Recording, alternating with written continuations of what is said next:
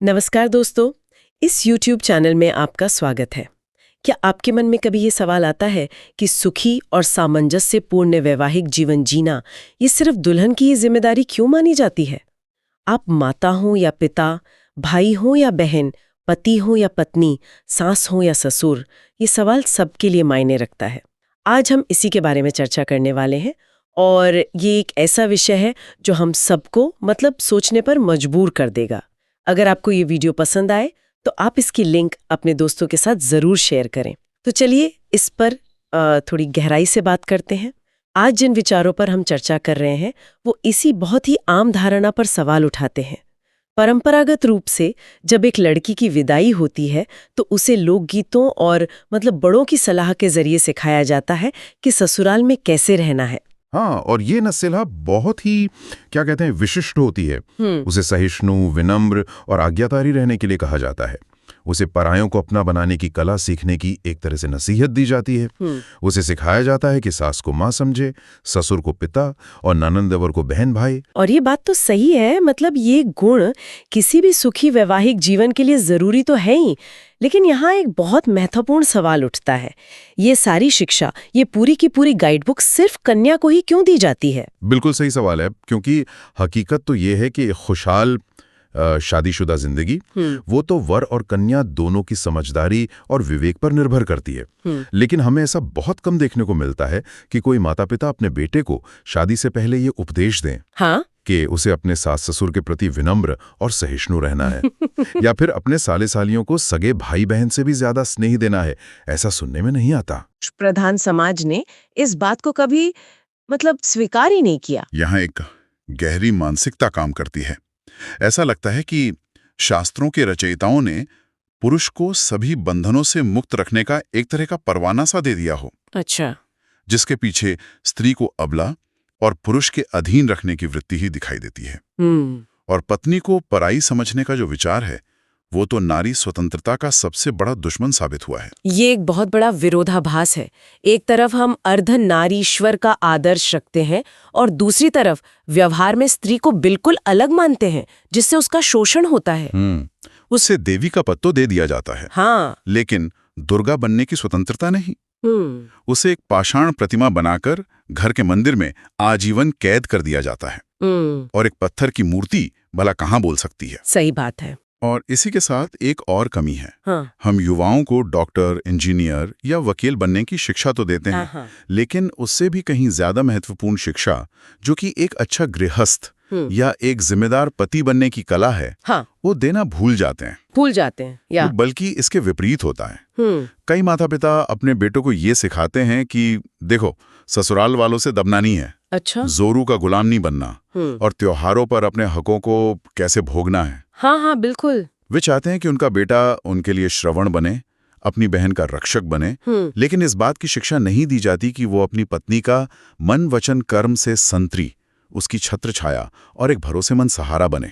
और इसी का परिणाम फिर ये होता है कि पुरुष के मन में ये बात घर कर जाती है कि वैवाहिक जीवन के सारे विशेषाधिकार वो तो उसी के लिए हैं और पत्नी को उसके नियंत्रण में रहना चाहिए। बिल्कुल। और यहीं पर माता पिता की भूमिका आती है कि वे अपने बेटे को स्वस्थ सामाजिक संबंधों का महत्व निष्पक्षता से समझाएं। दोस्तों, अगर आपने अभी तक इस चैनल को सब्सक्राइब नहीं किया है तो कृपया सब्सक्राइब कर लें ताकि आपको नई वीडियो की अपडेट मिलती रहे। तो एक नया दृष्टिकोण क्या होना चाहिए, इस सोच को कैसे बदलें? सबसे पहले तो शायद युवक को ये समझाना जरूरी है कि कन्या कोई दान में लेने या पाने की वस्तु नहीं है। सही बात। एक परिवार अपनी बेटी को दूसरे परिवार के बेटे की संगिनी बनने की अनुमति इसलिए देता है ताकि उसकी शारीरिक, भौतिक, आध्यात्मिक और व्यक्तित्व विकास की जरूरतें अच्छी तरह से पूरी हों। ये एक साझेदारी है। और युवक को ये समझने की जरूरत है कि एक स्त्री स्वेच्छा से उसे अपना सर्वस्व समर्पित करती है और उसे उस समर्पण का मान रखना चाहिए।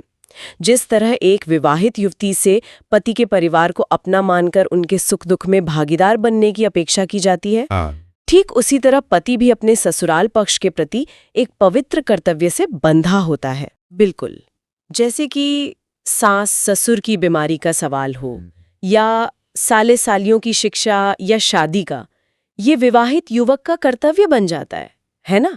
और उसे ये सब करने का एहसान या गर्व नहीं, बल्कि अपनी जिम्मेदारी पूरी करने का संतोष मानना चाहिए। बिल्कुल। दाम्पत्य जीवन में मेरा तेरा की कोई सीमा रेखा होनी ही नहीं चाहिए। और यहीं पर जमाई शब्द से जुड़ी मानसिकता पर भी सवाल उठता है। यह शब्द एक अधिकार प्रियता की भावना देता है। अच्छा, हाँ। दामाद का एक खास रुतबा होता है। इसके बजाय जमाई को धर्मपुत्र और बहू को धर्मपुत्री समझना चाहिए। विवाह का आधार लेने की नहीं बल्कि देने की वृत्ति होनी चाहिए। प्यार देना, सम्मान देना। ये बहुत दिलचस्प बात है, क्योंकि ये जो लेने की वृत्ति है, यही तो दहेज जैसे राक्षस को जन्म देती है। एग्जैक्टली। जब ये मान लिया जाता है कि लड़की का ससुराल पक्ष अधिकार भोगने का केंद्र है, तो वहीं से दहेज की मांग शुरू हो जाती है। युवक को ये शिक्षा मिलनी चाहिए कि ससुराल से कुछ भी मांगना नैतिक और कानूनी दोनों ही दृष्टि से अपराध है। ऐसा करना दूल्हे के छोटेपन को साबित करता है, और कुछ नहीं। बिल्कुल। वर जिसे राजा माना जाता है, जब वो अपने स्वाभिमान को ताक पर रखकर लड़की के पिता की आर्थिक कृपा और तोहफों का एक तरह से निर्लज्ज भिखारी बन जाता है, तो उसमें यौवन की खुमारी और सम्मान कहाँ रह जाता है। लेकिन कितने माँ बाप अपने बच्चों को ये समझाते हैं? तो फिर समाधान क्या है? शादी से ठीक पहले, जब बारात निकल रही होती है, वर घोड़ा निकालने से पहले वर को क्या समझाना चाहिए? उसे ये समझाना चाहिए कि विवाह सुखी होने और जीवन साथी को सुखी बनाने की लगन का विषय है। ये सिर्फ सुख भोगने का आजीवन परवाना नहीं है। मतलब ये एक दो तरफा रास्ता है। हाँ, यह त्याग, समझ और संवाद पर बनी एक सामाजिक व्यवस्था है, दो परिवारों का मिलन है। और इसके लिए सबसे जरूरी क्या है?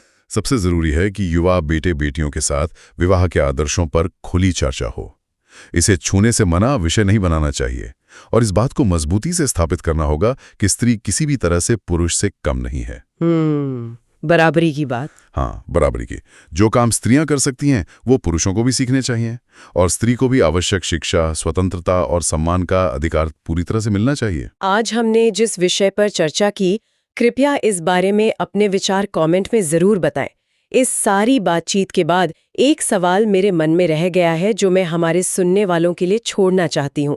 हम हमेशा शादी की पहली रस्मों और वचनों की बात करते हैं जो दूल्हा दुल्हन के बीच होती हैं, पर क्या हो अगर शादी का पहला वचन दूल्हा दुल्हन के बजाय दोनों परिवारों के बीच हो? एक ऐसा वचन जिसमें वो एक दूसरे से वादा करें कि वो अपनी पुरानी एक तरफा उम्मीदों को छोड़ देंगे और अपने बच्चों को एक बराबर का साथी बनने में मदद करेंगे।